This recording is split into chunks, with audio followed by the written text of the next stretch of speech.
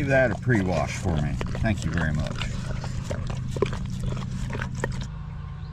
Welcome back to M. Hood Discovered. Yeah, you're right. Lake life be like... It'd be like that.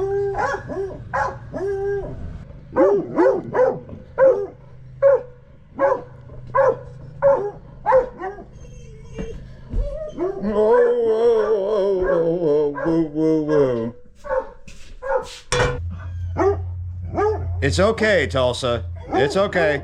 She's doing a lot better, by the way.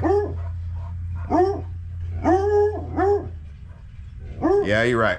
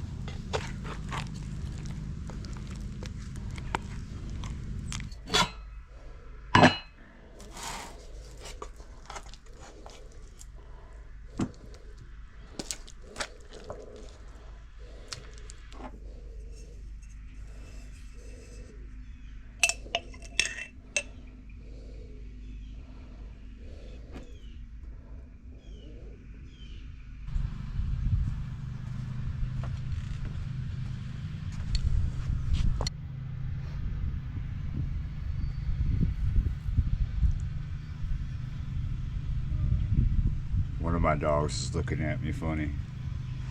Anyway, so when I tasted these back in Bellchase, these banana, plantain, whatever they are, I thought it was plantain because they were so starchy.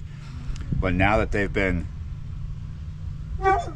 cut off the tree and sitting around for a bit of time, the flavor's changing, and now I'm wondering if banana all along.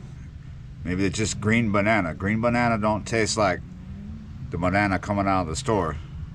But green banana is a staple, a food staple in a lot of the world. Just not so much here. Mm.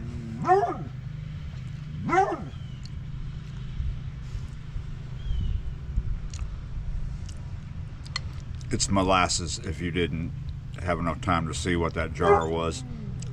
Steen's molasses. I like it a little better than, what is that one, Mama's or Grandma's?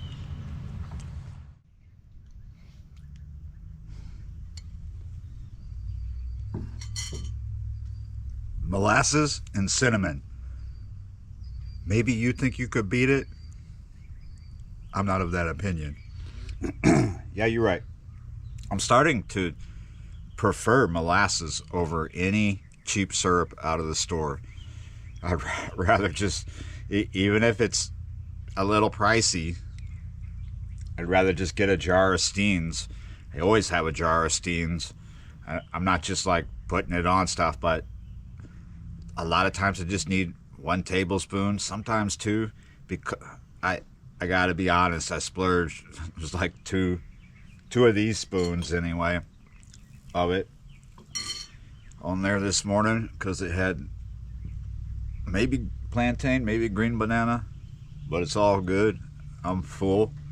Yeah, you're right. Yeah, you're right. I still like tree syrups though, but you know, the real deal, like your birch syrups, your maple. That's a little more than a jar of Steen's sometimes, usually, right? But yeah, a jar of Steen's. The reason why I keep it around, like I said, it's not just to put it on stuff like peanut butter, but that is good. Or like a little bit of toast or something. I bake with it. I put it in breads. I put it in mayonnaise. We'll be doing some of that, you know, different meats. Not so much for fish. I've never tried doing something with molasses on fish, but I bet a brine.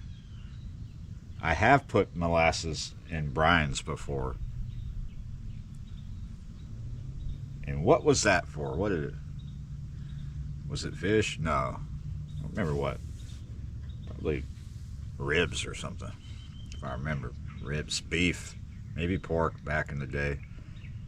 Yeah, you're right. Somebody shoots a pig and offers some, we'll do some molasses and pork. Yeah, you're right. So lake life, be like what you make it. It's a lot of things. It's different. Every lake is different. Lakes are in different places, but everything is what you make it. So lake life be like what you make it, you know. You gotta work to get it, work to have it, work to keep it, work to enjoy it. It'd be like work. Yeah, you're right, but it's all good because it's that kind of work that is super chill for me anyway. It's gonna be different for everybody. Some people are gonna have a hard time obtaining it, but it is obtainable in Texas and other places.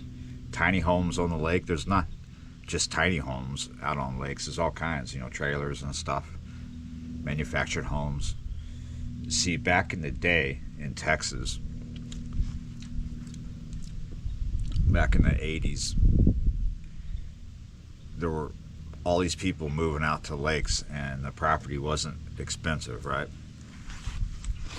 Back in the 80s, like retirees and stuff. And they were putting these affordable houses on these small plots. They're all small plots. Sometimes they're an acre or more, but you'll find communities right on the shoreline or just a little bit, like a block or so, maybe a quarter mile from the lake, communities of affordable housing. from back in the day, single wides, track homes, different prefab homes, A-frames, all sorts of things, and now tiny homes. But the tiny homes is more of a more recent development. So bear with me. Quarter-acre plots, either right on the water or just really close, like 5 minutes, 10, 15 minutes walk, right? A couple minutes drive or less. Right there on the lake, right? Cheap land, cheap housing, but back in the 80s. And these were people who were retired. Not all, but a lot of retired people. So a lot of those people have aged out and then got replaced by other retired people. Some of these properties didn't really, like, they may have changed hands, but they didn't, people aren't really living in them. You can find that. You can find it, like reasonably priced properties out around lakes for sale or for rent. There's a lot of it. It's not like in some places, like let's say Florida, where everything super close to the water is super posh, and like McMansions to mansions and palatial and all that. Like where only people like Beyonce and Escobar can live, the elites.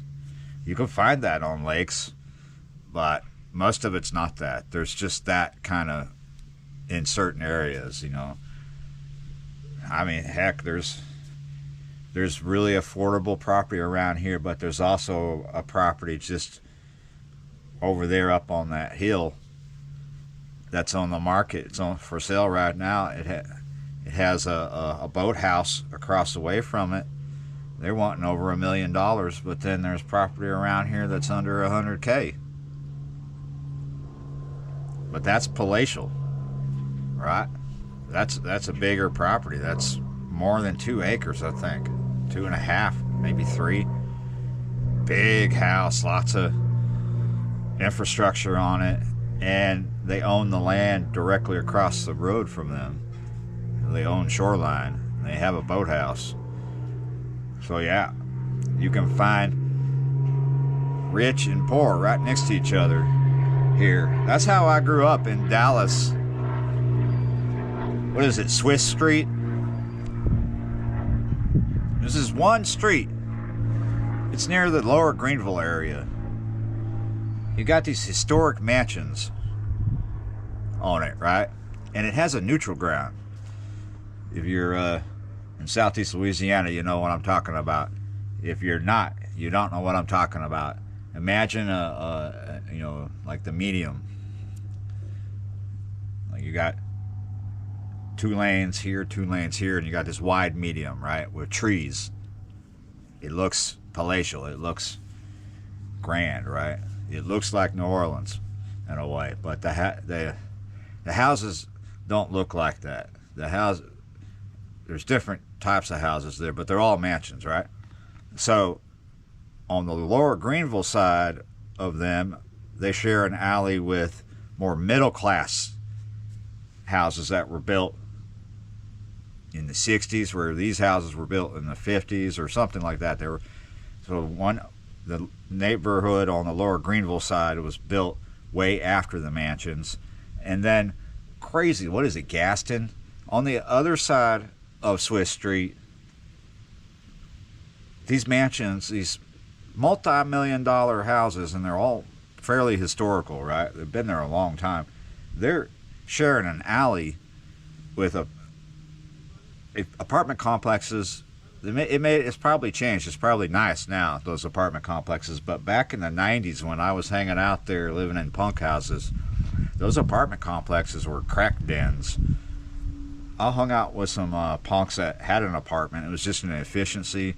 Those kids had graffitied the entire inside and were getting evicted for it. Yeah.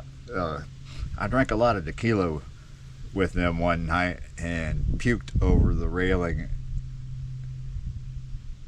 Not a good thing, but yeah, that's what happened to me. I was drinking tequila straight with those kids. That was back Back in the day, that was a long time ago in my 20s. Anyway, it was crazy.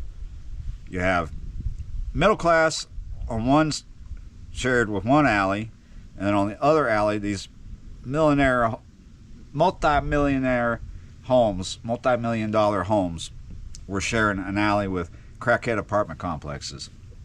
And there was a lot of crackheads on Gaston then. It was crazy. Gunshots and everything. But that's how it was. You had like shoulder to shoulder, working class, rich people, poor people, sharing alleys. So you can find that out here too. Yeah, you're right. Lake life be like what you make it. It can be all good or it can be all piss in your cornflakes. It was just molasses and oatmeal and cinnamon this morning. No piss. Yeah, you're right. Thanks for watching, liking, sharing, commenting, subscribing, being members of the channel. And yeah, you're right. I'll see y'all next time.